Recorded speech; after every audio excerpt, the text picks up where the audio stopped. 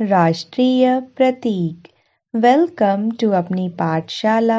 मेरा नाम है प्रीति वर्मा। इसके पहले की वीडियो में हम बात कर चुके हैं राष्ट्रीय ध्वज, ध्वज का रंग और अशोक चक्र के बारे में। तो अगर आपने इसकी वीडियो नहीं देखी है तो आप पार्ट 1 जाके इसका ज़रूर देखिए। तो हम आज की वीडियो शुरू करते हैं। राष्ट्रगान। जनगण मन भारत का राष्ट्रगान है। यह बंगाली भाषा में रविंद्रनाथ टैगोर द्वारा लिखा गया था। राष्ट्रगान को 24 जनवरी 1950 को अपनाया गया था। राष्ट्रगान के गायन की अवधि 52 सेकंड है।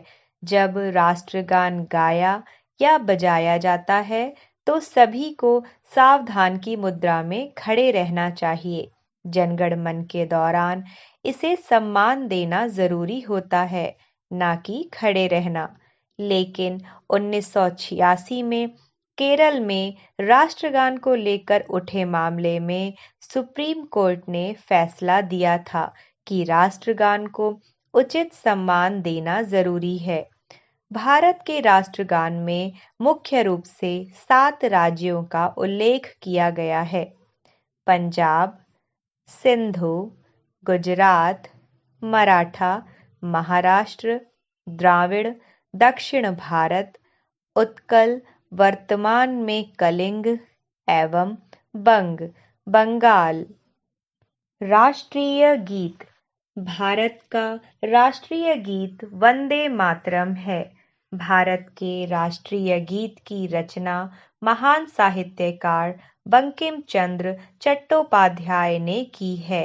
1882 में राष्ट्रीय गीत संस्कृत और बांग्ला मिश्रित भाषा में किया था। राष्ट्रीय गीत वंदे मातरम को पहली बार रविंद्रनाथ टैगोर ने गाया था। वंदे मातरम को भी भारत के राष्ट्रगान जन गण मन के बराबर का ही दर्जा प्राप्त है। राष्ट्रीय गीत की अवधि 65 सेकंड है। वंदे मातरम का अर्थ है माता की वंदना करना। राष्ट्रगीत को सबसे पहले बनारस में गाया गया था। राष्ट्रगान और राष्ट्रगीत में क्या अंतर है? दोनों ही देश की धरोहर हैं। राष्ट्रगान को देश के राष्ट्रीय पर्व या किसी खास अवसर पर गाना जरूरी होता है, जबकि राष्ट्रगीत के साथ ऐसा नहीं है। राष्ट्रीय प्रतीक। अशोक चिन्ह भारत का राजकीय प्रतीक है। इसको सारनाथ स्थित राष्ट्रीय स्तंभ का शीर्ष भाग राष्ट्रीय प्रतिज्ञा चिन्ह के रूप में लिया गया है। भारत के राष्ट्रीय प्रतीक को 26 जनवरी 1950 को भारत सरकार द्वारा अपनाया गया था। सारनाथ में अशोक की शेर की राजधानी भारतीय राष्ट्रीय प्रतीक है। अबेकस के नीचे देवनागरी लिपि में सत्यमेव जयते लिखा है, जिसका अर्थ है सत्य की ही विजय होती है। राष्ट्रीय प्रतीक का इस्तेमाल हर कोई नहीं कर सकता है। केवल संवैधानिक पदों पर आसीन व्यक्ति ही इसका इस्तेमाल कर सकते हैं।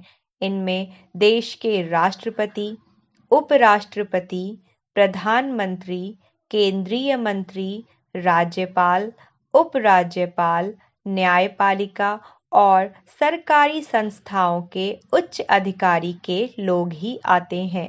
गुरु नंदलाल बोस के प्रिय शिष्य दीनानाथ भार्गव ने भारत के राष्ट्रीय प्रतीक को चित्रित और प्रकाशित किया।